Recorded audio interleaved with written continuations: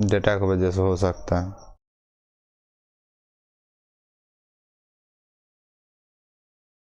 चलता है राह संघर्ष की जो चलता है, वही संसार को बदलता है। जिसने रातों से है जंग जीती, तो वह सूरज बनकर वही चमकता है। तो वह सूरज बनकर वही चमकता है। उसके बाद हमारा अगला सवाल है, हरि रस का अर्थ क्या अर्थ होता है? हरि रस का क्या अर्थ होता है?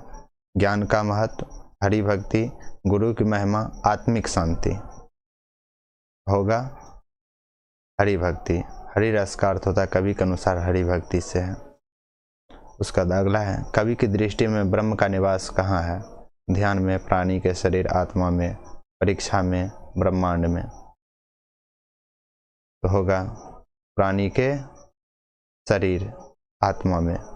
कवि का मानना है कि ब्रह्म प्राणी के शरीर, आत्मा में निवास करता है। अगला है, गुरु की कृपा से पहचानने वाली युक्तियां क्या हैं? ईश्वर भक्ति की पहचान, संसार सागर से पार होना, ध्यान की विधियां, शास्त्र का ज्ञान। तो उत्तर है ईश्वर भक्ति की पहचान। गुरु की कृपा से ईश्वर भक्ति की पहचान की जाती है। कवि की रचनाओं में किसका महत्व का विशेष रूप से उल्लेख किया गया है? कर्म, गुरु, संस्कृति, परंपरा। तो उत्तर होगा गुरु। कवि की रचनाओं में धर्म साधना के विभिन्न पहलुओं और गुरु की महत्ता का विशेष रूप से उल्लेख किया गया है। कवि ने धर्म साधना की किस विशेषता को देखा? भक्ति का महत्व, धर्म के अनुशासन, सामाजिक सुधार, आध्यात्मिक ज्ञान का प्रचार। तो उत्तर होगा भक्ति का महत्व। कवि ने हरि भक्ति और आत्मा का महत्व दर्शाया है। कवि ने हरि भक्ति और आत्मा का महत्व दर्शाया है। कवि के अनुसार हरि के नामों का जपना किस प्रकार की साधना है? सामाजिक साधना, धार्मिक साधना, आधुनिक साधना, योग साधना। होगा धार्मिक साधना। हरि के नामों का जपना धार्मिक साधना का एक रूप है। अगला सवाल है, कवि ने गुरु के उपदेश के किस पहलू को महत्व दिया? माया से मुक्ति, शांति की प्राप्ति, संसार सागर से पार होना, ध्यान की तकनीकी। उत्तर होगा संसार सागर से पार होना। गुरु की कृपा से संसार सागर से पार होने की युक्तियां की पहचान करना महत्वपूर्ण है। अगला है, हमारी ये कोचिंग की विशेषताएं हैं, आप सभी इसे देख लें। यहाँ पे नंबर है, आगे बढ़ते हैं। रोक करके वीडियो बढ़िया से पढ़ लीजिएगा। धर्म साधना के लिए कवि ने कौन सा अभ्यास बताया है? संतोष, हरि का कीर्तन, स्वाध्याय, साधना। उत्तर होगा हरि का कीर्तन। कवि ने हरि के नामों का जपना या कीर्तन करना धर्म साधना के लिए बताया। ठीक, क्या बात जा रहा है ना?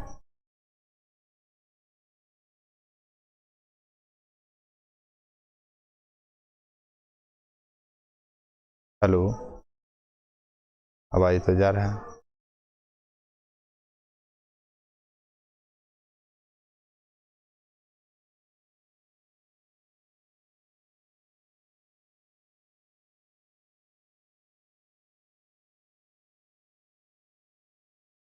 हो रहा है।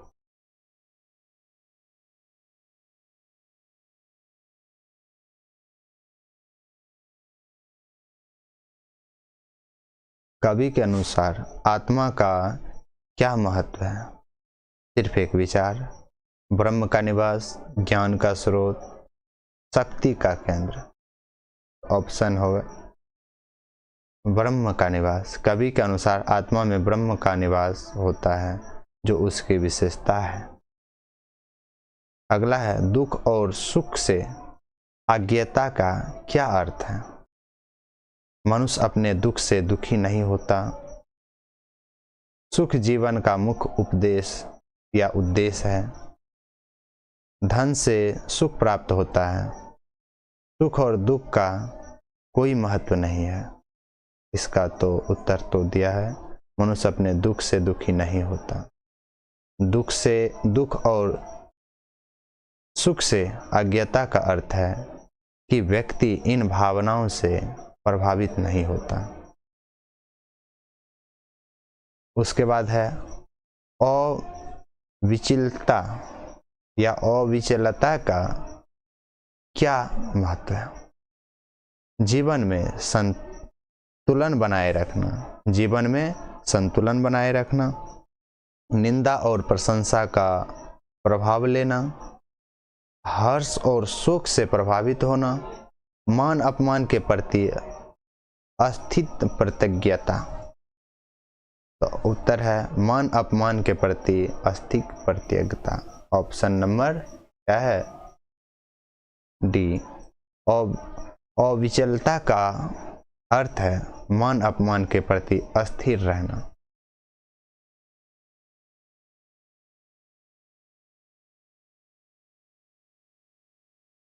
अब जा रहा है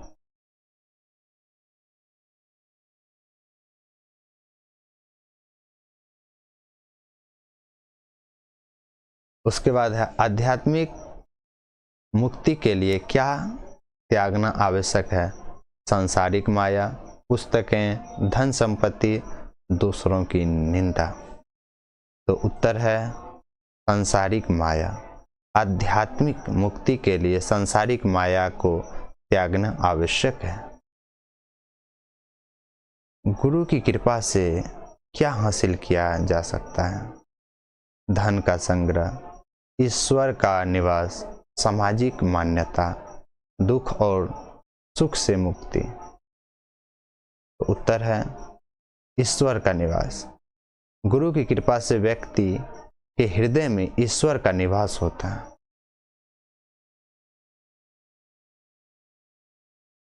कवि नानक के अनुसार सफल जन्म का क्या अर्थ है। ईश्वर का ध्यान करना, धन का संग्रह करना, सुविधा प्राप्त करना, बुद्धिमत्ता का विकास करना। तो उत्तर है ईश्वर का ध्यान करना। सफल जन्म वह है जिसमें हरि के नाम का कीर्तन हो।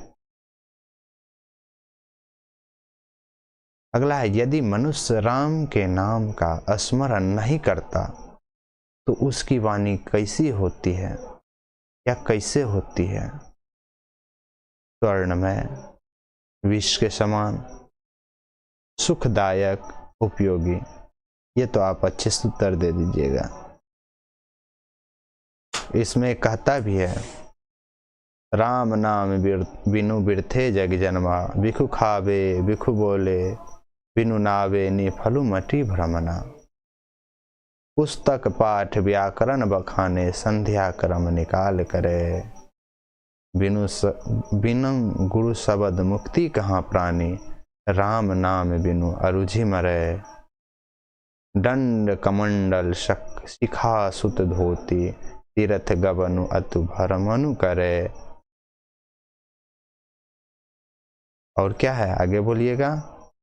राम नाम बिनु शांति न आवे, जपि हरि हरि नाम सुपारी परे।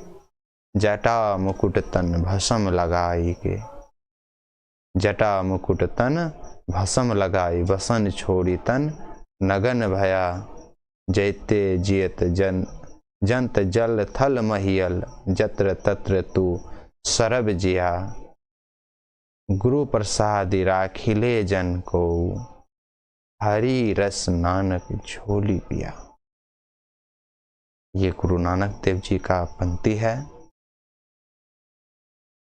याद रखिएगा, पूछा यहां से जाता है। उसके बाद हमारा यह सवाल का क्या होगा, वाणी किसके समान हो जाती है, तो विष के समान। देखिए, तो विष के समान हो जाए, राम नाम का स्मरण न करने पर वाणी विष के समान हो जाती है। अगला प्रश्न है, राम नाम कीर्तन के आगे निम्नलिखित में से क्या व्यर्थ है। इसका तो उत्तर है, क्या है, पुस्तकों का अध्ययन। क्या है, राम नाम कीर्तन के आगे पुस्तकों का अध्ययन व्यर्थ है। आगे है, ईश्वर के प्रति समर्पण का क्या महत्व है। सांसारिक सुख पाना, भक्ति का सार, कर्मों की वृद्धि, धन का संचय। उत्तर है भक्ति का सार। भक्ति और ईश्वर के प्रति समर्पण ही जीवन का सार है। भक्ति का महत्व क्या है, सुख की खोज, ईश्वर में लीन होना, सामाजिक प्रतिष्ठा, धन की एकत्रित करना है। क्या है, तो ईश्वर में लीन होना। भक्ति का महत्व ईश्वर में लीन होना है। उसके बाद है, राम नाम के स्मरण का क्या प्रभाव होता है। जन्म का महत्व, धन का बंटवारा, सुख की प्राप्ति, अविचल जीवन। इसका उत्तर है जन्म का महत्व। कवि नानक का मानना है कि राम नाम का स्मरण न करने पर जन्म व्यर्थ है और वाणी विष के समान, याद रखिएगा। उसके बाद इसका यहीं तक होता है ऑब्जेक्टिव। उसके बाद आप सभी कुछ इसके मैटर से सीख लीजिए। ये पंक्ति था गुरु नानक देव जी का। इसका जन्म कब हुआ, 1469 ईस्वी में। कब हुआ है, 1469 ईस्वी में। तिलबंडी ग्राम था, जिला कहाँ है, लाहौर, जो कि अभी पाकिस्तान में पड़ता है। उसके बाद इसका जन्म स्थान को क्या कहा जाता है, नानकाना साहिब कहलाता है। क्या कहलाता है, नानकाना साहिब कहलाता है, जो कि अभी कहाँ पड़ता है, पाकिस्तान में पड़ता है। उसके बाद इसका पिता का नाम क्या है, कल्लू चंद्र खत्री। लिख दें क्या, देख लीजिए, वीडियो तो रुकता तो नहीं है ना।